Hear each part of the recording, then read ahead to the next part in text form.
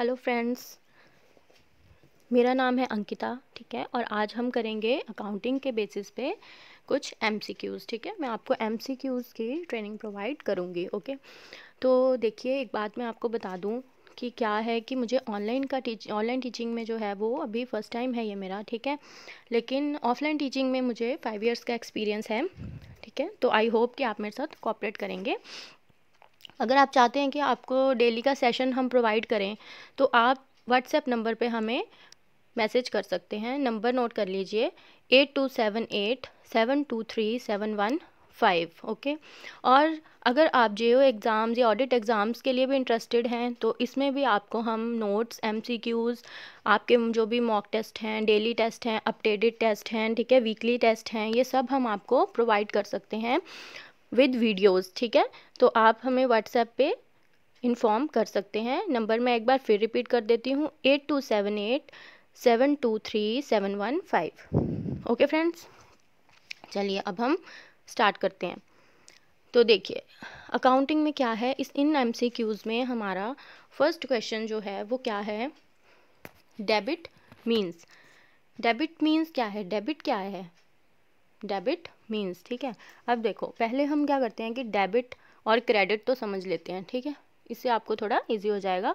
Debit और credit हम देखते हैं कि अकाउंटिंग के जो हमारा टॉपिक है इसमें डेबिट क्या है और क्रेडिट क्या होता है। ठीक है, डेबिट होता है हमारा जब हमारे अकाउंट से हमारे जो अमाउंट है वो क्या होता है, डिक्रीज़। ठीक है, जैसे मैं आपको एग्जांपल समझा देती हूँ। ठीक है, क्या है, जैसे हम किसी को ट्रांजैक्शंस करते हैं, हम ऑनलाइन ट्रांजैक्शन हो रही हैं आजकल, तो ज़्यादा से ज़्यादा जो है हमारी ऑनलाइन ट्रांजैक्शन ही चल रही हैं। ठीक है, तो हम सबको पता है कि हम क्या यूज़ कर रहे हैं आजकल, गूगल पे हो गया, पेटीएम हो गया, ये चीज़ें हम यूज़ कर रहे हैं। ठीक है, तो ये जो भी ट्रांजैक्शंस हैं वो हमारी थ्रू ऑनलाइन हो रही हैं।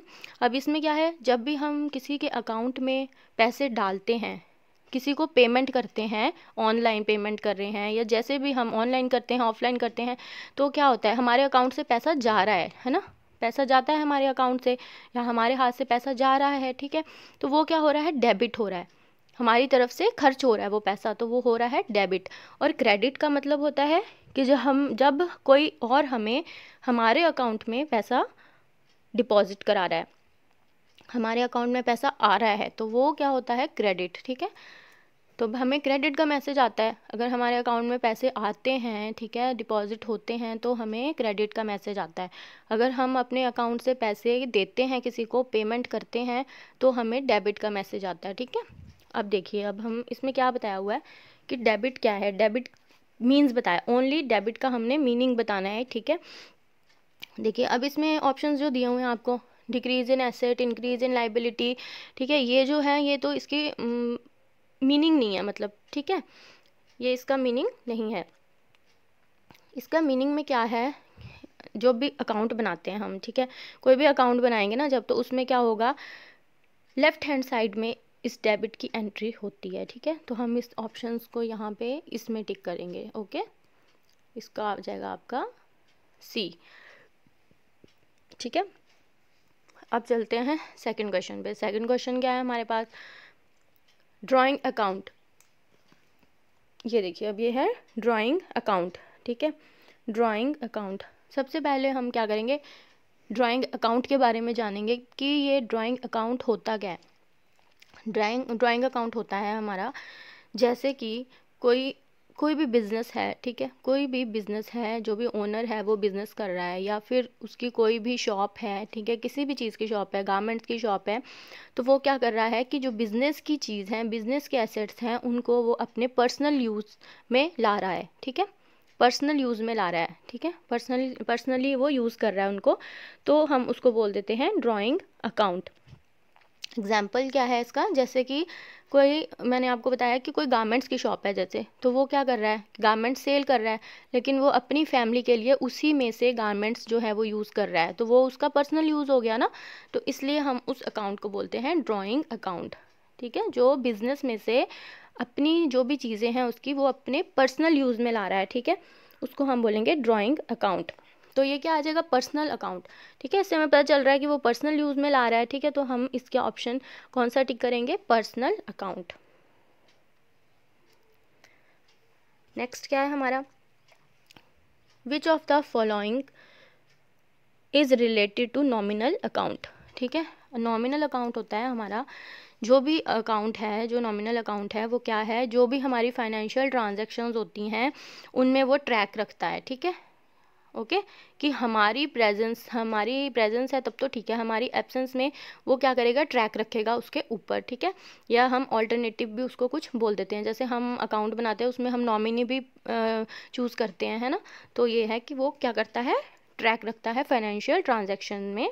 ठीक है, तो इसमें इसका हम जो टिक करेंगे कमीशन अकाउंट, इसमें आ जाएगा आपका कमीशन अकाउंट।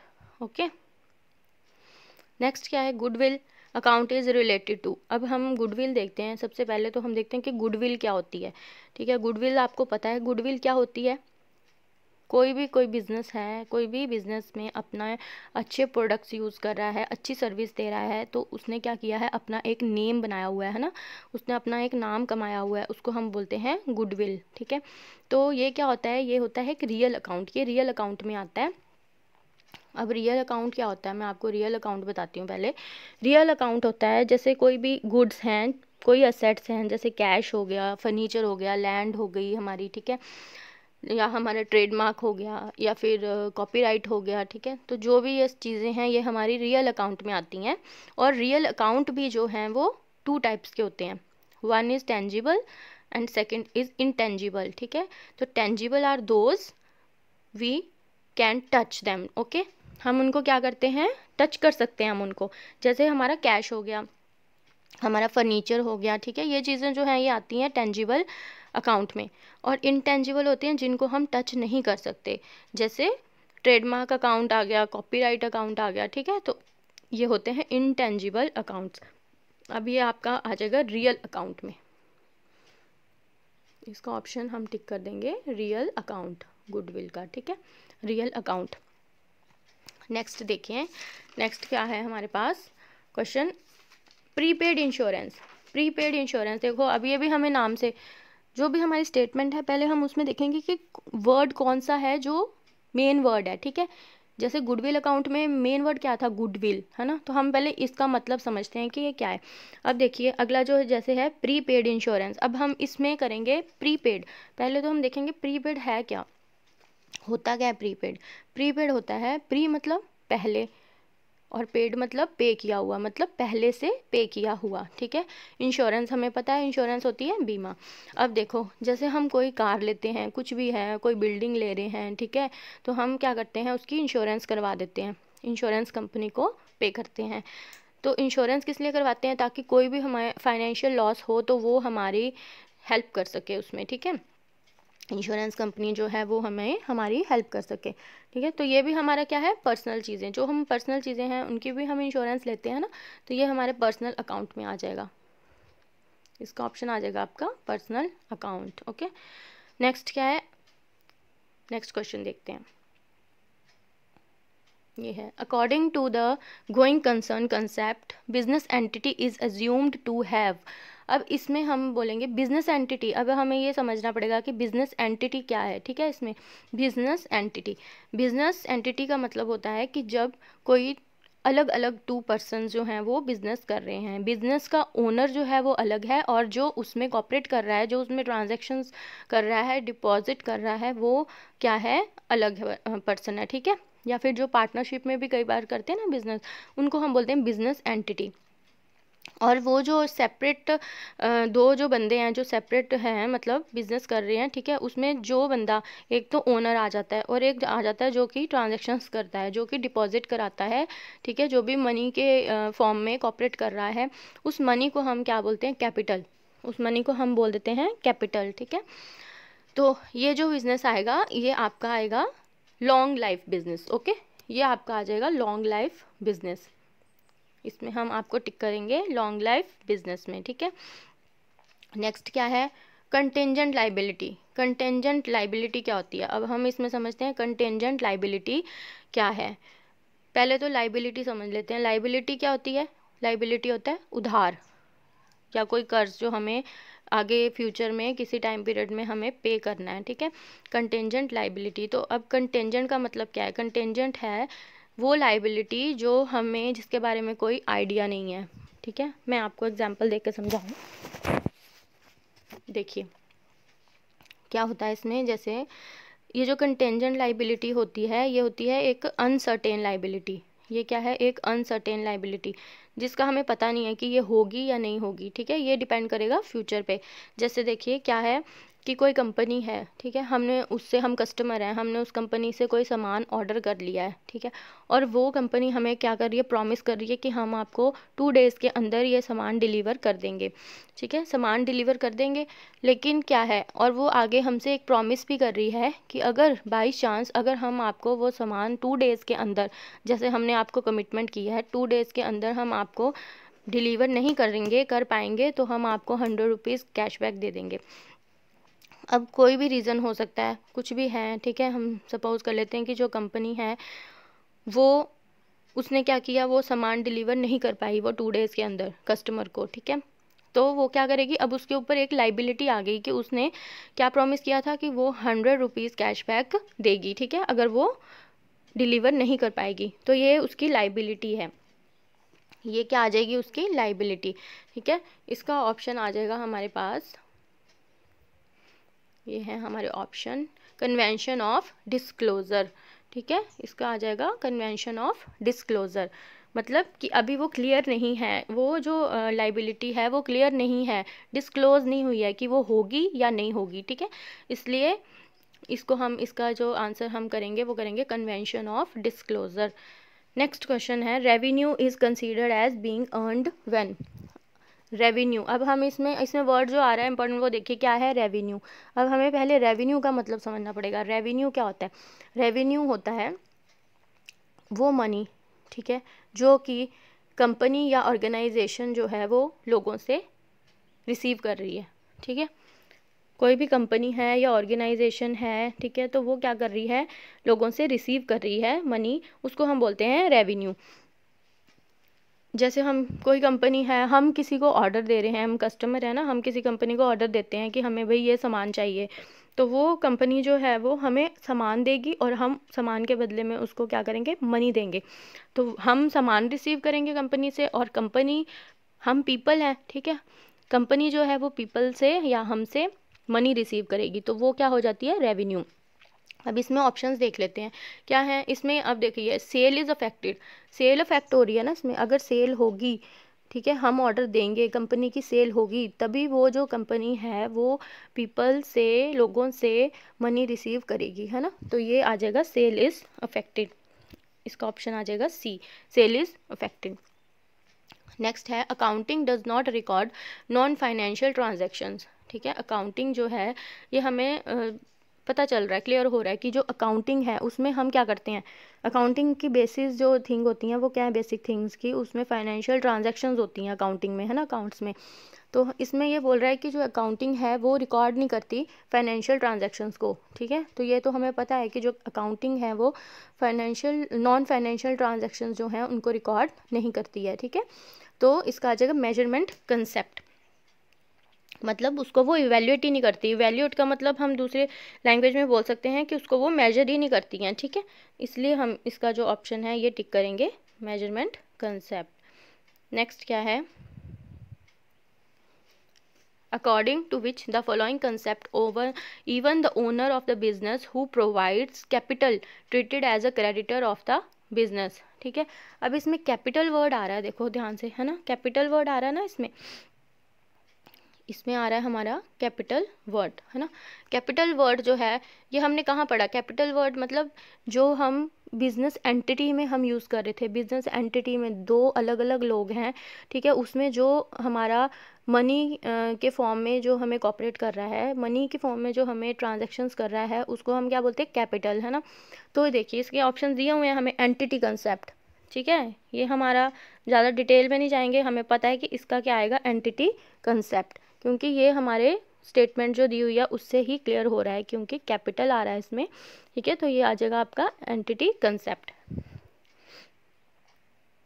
नेक्स्ट क्या है, इसका आपका आंसर आ जाएगा एंटिटी कंसेप्ट। नेक्स्ट है हमारा 11th, in book keeping posting means. Book keeping मतलब कोई रिकॉर्ड रखना, बुक कीपिंग से हमें कुछ पता चल रहा है कि हम कुछ रिकॉर्ड रख रहे हैं, बुक में हम कुछ कीप कर रहे हैं, कुछ रख रहे हैं, तो वो क्या कर रहे हैं, हम रिकॉर्ड रख रहे हैं, ठीक है। अब देखिए जो अकाउंटिंग होती है ना, उसमें क्या होता है कि कोई भी जो भी ट्रांजैक्शंस हैं, ठीक है, हम किसी से पैसा ले रहे हैं या हम किसी को पैसा दे रहे हैं, तो वो जो सबसे पहले हम उसको रिकॉर्ड करेंगे वो हम करेंगे जर्नल में रिकॉर्ड, ठीक है। एक होता है जर्नल, एक होता है लेजर। तो हम उसको सबसे पहले जर्नल में रिकॉर्ड करते हैं। जर्नल में मतलब एक रजिस्टर है या एक बुक है कोई, तो हम उसमें रिकॉर्ड कर लेते हैं कि भाई सबसे पहले हमें रिकॉर्ड एक रखना है, कि रफली रिकॉर्ड मान लो जैसे रिकॉर्ड रखना है कि ये फाइनेंशियल ट्रांजैक्शंस हुई हैं, ठीक है, हमने इसके अकाउंट में पैसा डिपॉजिट कराया है और इससे इतना पैसा रिसीव किया है, ठीक है। तो उसके बाद फिर हम क्या करते हैं, ट्रांसफ़र करते हैं लेजर में, ठीक है। उसके बाद हम ट्रांसफ़र करते हैं लेजर में, ओके। तो ये क्या आ जाएगा, बुक कीपिंग पोस्टिंग मीन्स ये आ जाएगा रिकॉर्ड रखना, है ना। तो फर्स्ट जो इसका ऑप्शन है ना, वही वाला इसका आंसर होगा, to record the transactions from the journal to ledger. Next देखें, basic rule of book keeping, debit the receiver and credit the giver is applicable to, ठीक है। देखिए बेसिक रूल जो है बुक कीपिंग का क्या है, डेबिट द रिसीवर, ठीक है, डेबिट द रिसीवर, जिसने रिसीव किया सामान वो उसका क्या होगा, डेबिट होगा, ठीक है। वो क्या करेगा, कैश उसका डेबिट होगा, सामान वो रिसीव करेगा। और क्रेडिट द गिवर, गिवर मतलब जिसने सामान दिया, ठीक है, वो गिवर है, तो उसके अकाउंट में क्या हो जाएगा, क्रेडिट हो जाएगा सामान, ठीक है। तो ये क्या होगा, जो भी हमारी ट्रांजैक्शंस होंगी ये हमारी आ जाएंगी पर्सनल अकाउंट में, ठीक है, ये हमारी आएंगी पर्सनल अकाउंट में। बेसिक रूल जो है इसका बुक कीपिंग का वो ये है, ठीक है। नेक्स्ट है, goods of the value rupees 1500 taken by the proprietor for his personal use should be debited to, ठीक है। अब देखिए गुड्स ऑफ द वैल्यू मतलब 1500 के जो भी कोई गुड्स हैं, ठीक है, जो भी कोई सामान है, वो क्या किया, प्रोप्रिएटर ने अपने पर्सनल यूज़ के लिए मतलब यूज़ किया, ठीक है।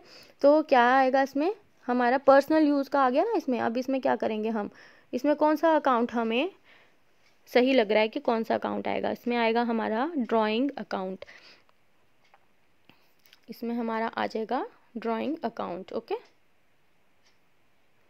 ये देखिए ए पार्ट दिया हुआ है ना इसमें, इसमें आ जाएगा हमारा ड्राइंग अकाउंट, ओके।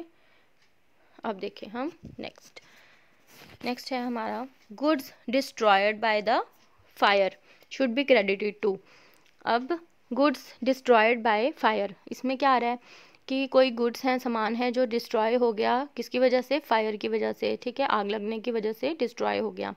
अब ये अफेक्ट किस पे किया, किस में जाएगा, ये किस में क्रेडिट होगा, ये कौन से अकाउंट में जाएगा, ये परचेज अकाउंट में।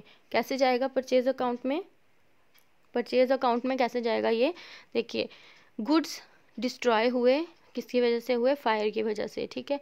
तो हमने गुड्स परचेज किए सबसे पहले, किसी कंपनी के गुड्स हैं, किसी कंपनी में गुड्स रखे हैं, सामान रखा है, वो मतलब हो गया, डिस्ट्रॉय हो गया, ठीक है। बट वो सामान जो है वो आया कहाँ से, वो हमने परचेज़ किया ना, वो कोई कंपनी परचेज़ करेगी ना पहले, तभी वो हम सामान ले पाएंगे, ठीक है।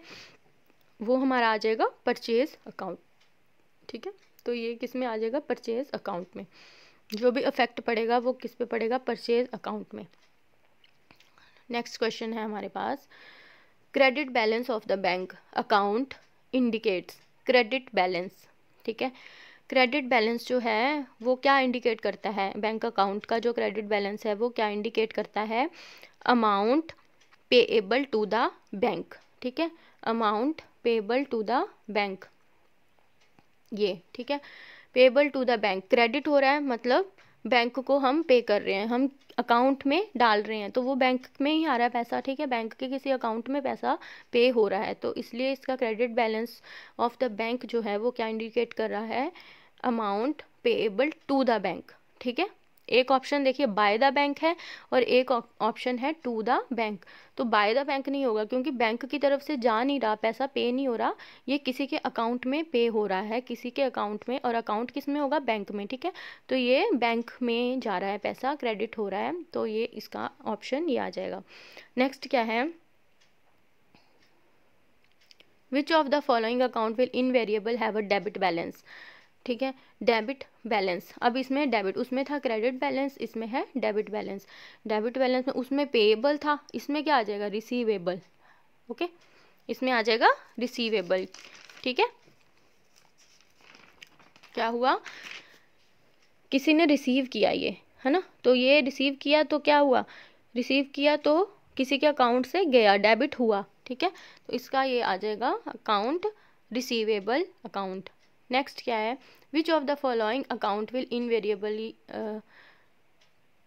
Have a credit balance. ठीक है, अब इसमें देखिए क्या है, अब इसमें फिर क्रेडिट बैलेंस, सेम क्वेश्चन आ रहा है, क्रेडिट बैलेंस का आ रहा है, तो इसमें भी हमारा आंसर क्या आएगा, अकाउंट पेएबल अकाउंट। ठीक है, इसमें भी हमारा आंसर सेम आएगा, अकाउंट पेएबल अकाउंट। ठीक है, ये स्टेटमेंट्स दोनों अलग अलग आ गई। एक हमारा जो क्वेश्चन था, कौन सा क्वेश्चन था, 15th क्वेश्चन था एक, ठीक है, और एक हमारा 17। ठीक है, तो इसमें दोनों में हमें क्रेडिट बैलेंस के बारे में पूछा हुआ है।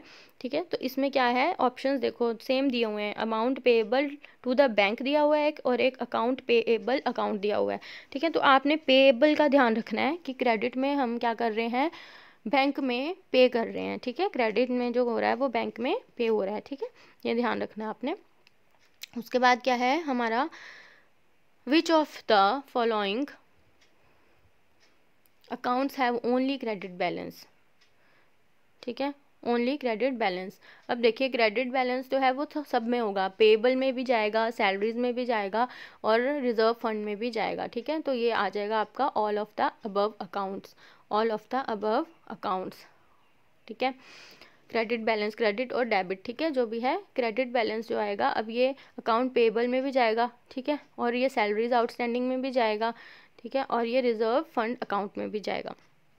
All of the above account में, सभी अकाउंट्स में क्रेडिट तो होगा ही होगा, है ना, डेबिट भी होगा, क्रेडिट भी होगा। ठीक है, देखिए अब इसमें है, which of the following, next question जो है, मे हैव अ डेबिट और क्रेडिट बैलेंस। ठीक है, डेबिट और क्रेडिट, अब इसमें आ रहा है हमारा डेबिट भी करना है हमने, क्रेडिट भी करना है। मतलब हमें, अगर हमने कोई चीज़, कोई पैसे किसी से अपने अकाउंट में क्रेडिट करवाए हैं, तो वो हमें उसको डेबिट भी करने हैं, हमारे अकाउंट से डेबिट भी होंगे। तो ये किस कंडीशन में होगा, ये कौन सी कंडीशन में हो सकता है, ये लोन अकाउंट की कंडीशन में हो सकता है। ठीक है, क्योंकि हमने अगर लोन लिया है किसी कंपनी से, तो हमें वो लोन जो है वो पे भी तो करना है, दोबारा वापस भी तो करना है। ठीक है, इसलिए इसका ऑप्शन आ जाएगा लोन अकाउंट। नेक्स्ट क्वेश्चन है, which of the following books should be used to record purchase of furniture on credit. ठीक है, देखिए अब इसमें बोला है इन्होंने कि कौन सी बुक्स जो हैं, ठीक है, वो यूज़ होनी चाहिए। ठीक है, बुक्स कौन सी यूज़ होनी चाहिए, अब देखिए जब भी हम कोई परचेज़ करते हैं, मैंने आपको बताया था ना कि अकाउंटिंग में हम सबसे पहले जो भी रिकॉर्ड हमने रखना है, ठीक है, वो कौन सी बुक में होता है, जर्नल में। ठीक है, सबसे पहले हम रखते हैं जर्नल में, तो ये हमारा जर्नल ऑप्शन टिक हो जाएगा। ओके, ठीक है, तो ये हम करेंगे आज यहाँ तक। Okay, thank you, thank you.